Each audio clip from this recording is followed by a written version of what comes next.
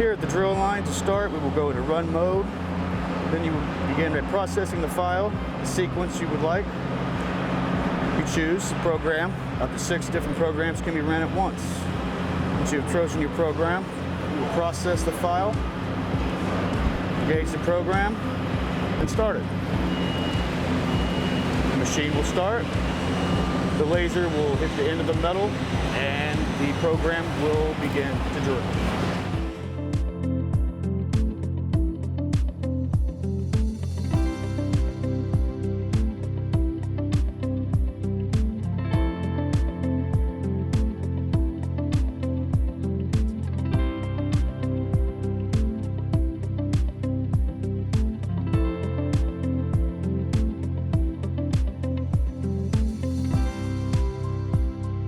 As far as safety features of the machine, if the machine would be to run into someone or something, this flap will turn down and stop the machine, and then you would have to go back over and restart the program. Other than that, the biggest safety issue is just making sure you stay behind the console and away from the moving machinery.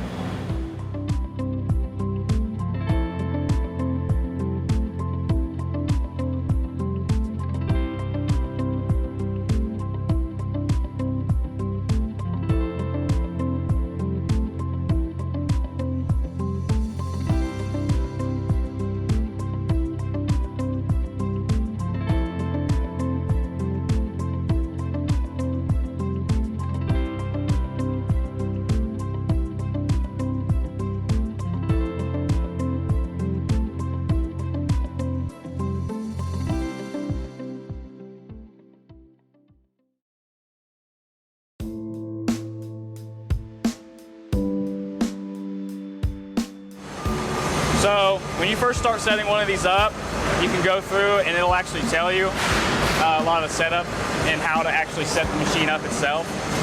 Let's say we're going to run 26 gauge. We'll type in .019, and then that tells me the forming head I need to use. It also tells me the inlays, the shims in between the guide plates.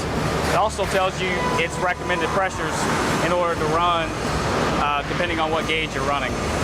So when I start this thing up, actually run it, you're going to have control on, so hit control on, and production on. You'll have your production speed. You also need your clinch roller up and your loop pump on to actually run this.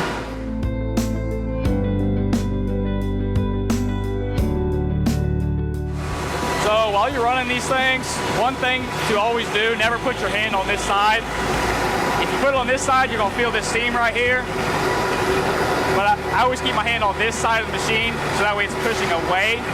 That's one safety feature. Also, obviously, gloves and eye protection. I always wear 2 sets of gloves. One protects my from all the oil. The others protect me from getting cut.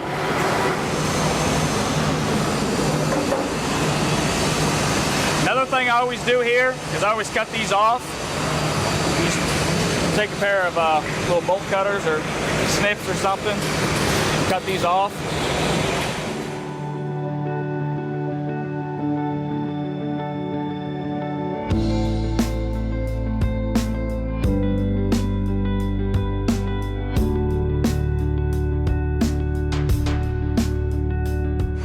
I do that to protect all of our other employees here as well, so when they're handling the pipe, they don't get their hands caught on anything that's real sharp or anything that can harm them.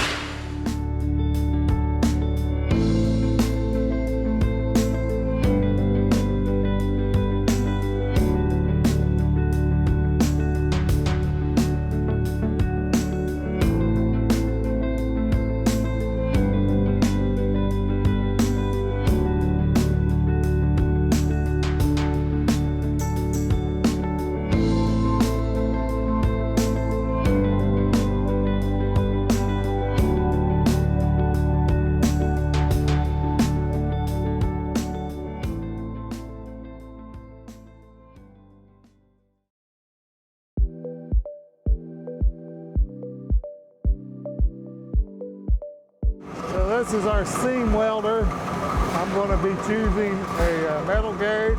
We're going to be doing 24 gauge, and we're we're going to weld the seam, and then we're going to go over to the Gore Locker. On the seam welder, we have a copper wire that runs through here. When these two wheels come together, it makes a connection and welds the metal together. So I'm going to stick her up in there, step on the pedal, and then weld it together. You wouldn't want to get your fingers in there, but it'd be kind of hard, but you could get them pinched in there, and the metal is pretty hot after it welds it together. Also, this could burn.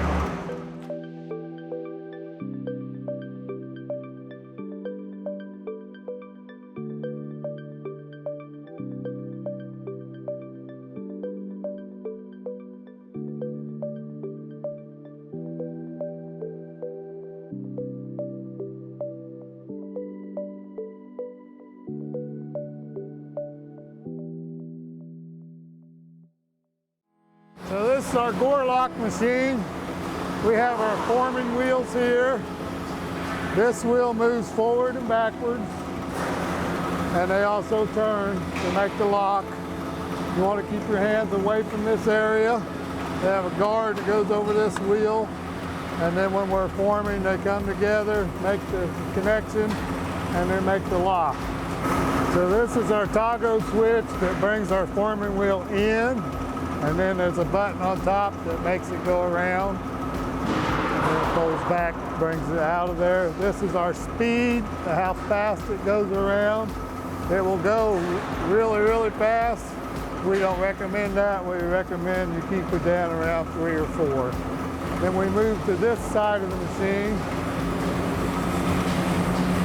And we have 2 components here. This wheel moves in, gets a hold of the material, and then it will go around.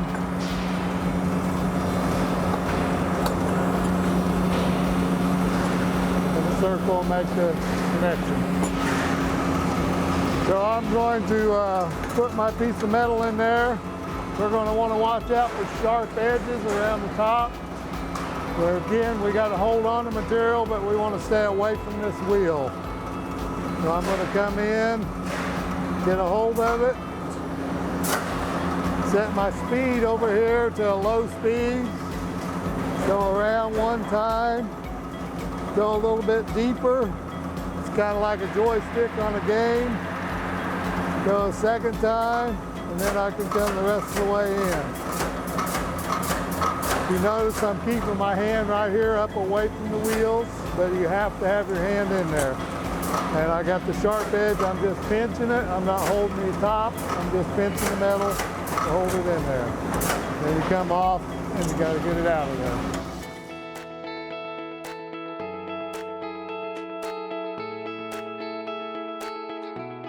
So after I've made my lock, then I have to put the 2 pieces together.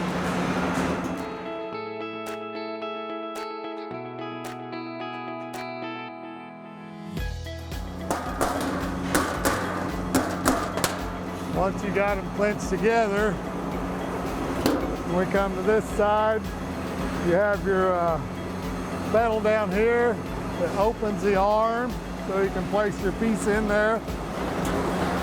And then it comes and gets a hold of it. It's got a hold of it now, and it's going to take it around in a circle. So now I'm going to bring this wheel in, clench it together. You got your speed wheel down here.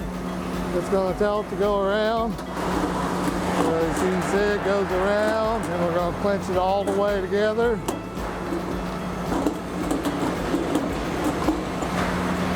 And you have a tight lock. There it is, airtight. So this is our forming machine. We're going to be beading metal today. So we got 2 components here, forming wheels that come together, get a hold of the metal, and they put a bead on the metal. You definitely want to keep your fingers away from here. And we're going to work on this side of the machine so your hands are on the leading side of the beads. I'm going to turn the power on. We've got our foot pedal down here.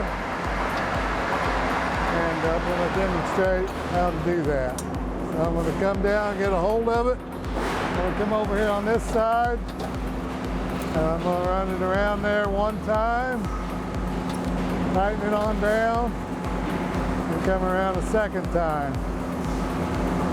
With my hands on this side, I can never get them in there.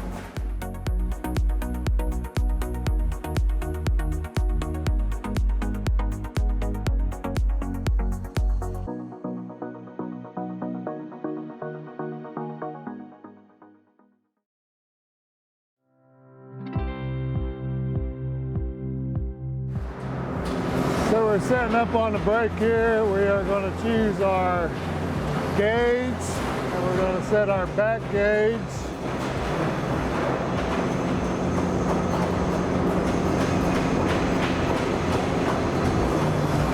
So we got our gauge set, and we got our back gauge set at the depth we want, and we're going to brake it at a 90-degree angle.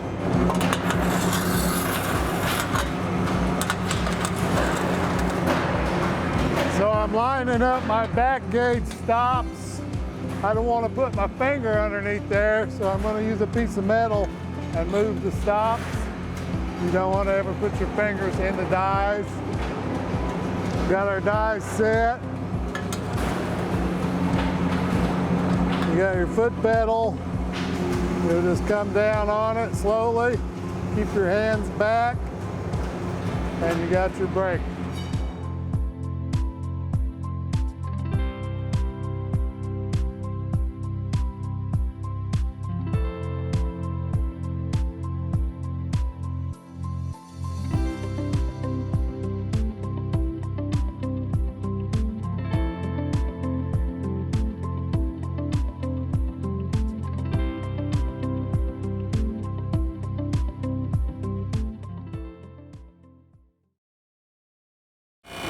Okay, so this is our insulation pin spotter. We are going to be welding these pins to the metal to hold the insulation on. So your dangers are when you run the pin spotter, it comes down and spots right there. That's a weld, so it's going to be hot. The bottom of the metal is going to be hot. You've got your hand in there, it would stick it in you, so you want to keep your hand away from this area. But basically, that's all that happens is you put your metal underneath there, hold the button, or hit the trigger, the pedal, welds the pin to the metal, and holds the insulation in place while the glue sets up.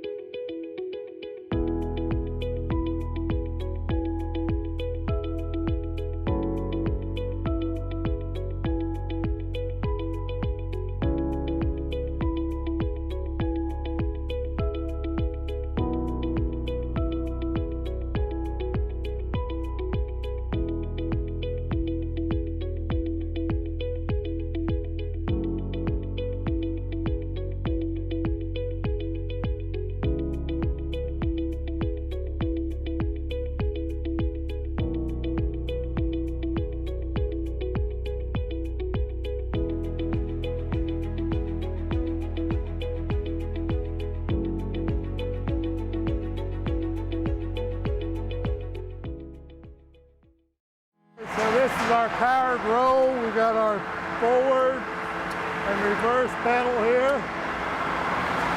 We have our top roll. We have a bottom roll. These two pinch together and pull the metal through. Your roll on the back here does your rolling. So you do not want to put your fingers in there to make sure your clothing's stuffed in, not hanging loose. No long hair, no loose gloves or anything like that. We're going to bring our materials, our rolls together, the thickness of the material. And then we'll bring our back roll up.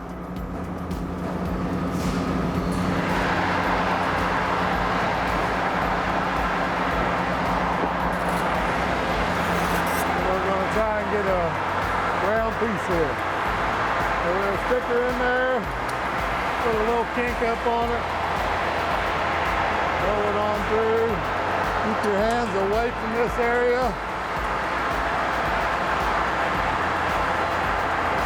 It's going to roll around and it should meet together. You have a nice roll there.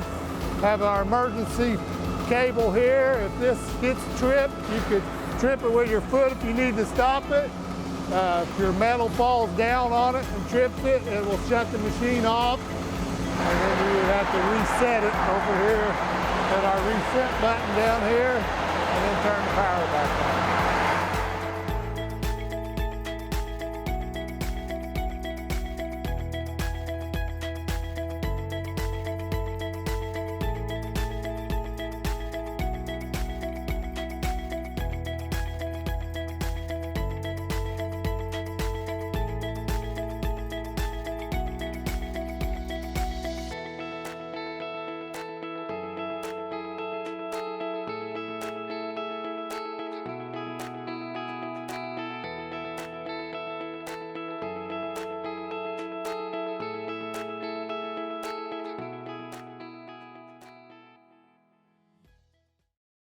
So today we're going to demonstrate the safe way to use our quarter gauge capacity shear. We got some components on here. We got our safety guard.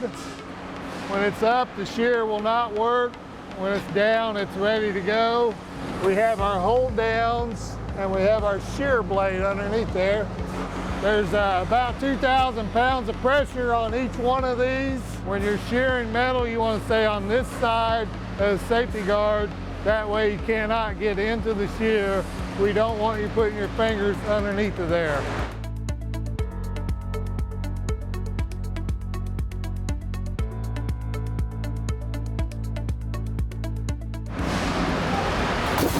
When you're putting your metal in there, you would not want to put your hands underneath the metal, but you want to be on top of the metal and behind the guard. If you notice, the hold downs come down first and then the shear blade comes down.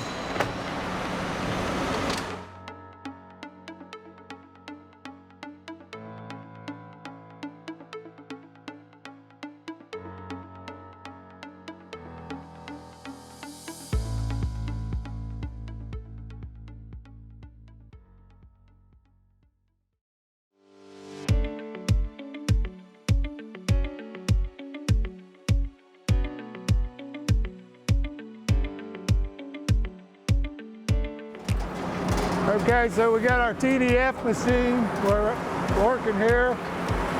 We have our entrance gate right here. You would not want to put your hands underneath this area. You can see the wheels underneath there. We got our guard here and a guard here to keep you from getting in there.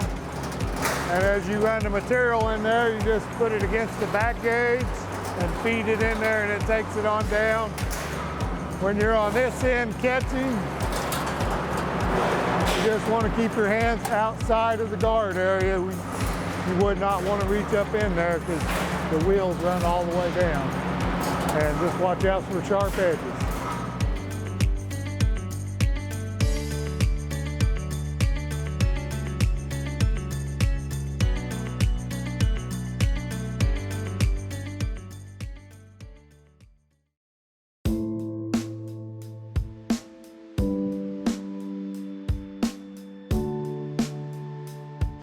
I'm pulling out a job right now. Usually we start with the earliest dates. I'm going to do the 13th right now. And usually it tells you what kind of liner you need. So I'm going to exit out and show you. Like, it tells you 1-inch liner and all my liners right there. I usually have it on the table. These are the numbers of each job fitting. And with the white chalk, I just mark it out. Right now I'm going to start cutting with the start cut.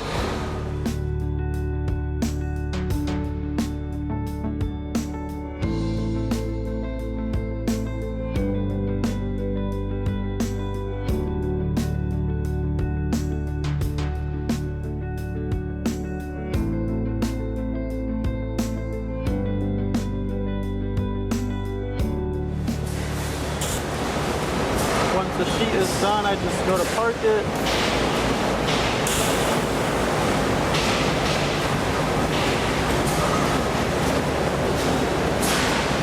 So it moves on to the next sheet. When I go to manual, go to, press on OK, so it rehomes it for the next sheet.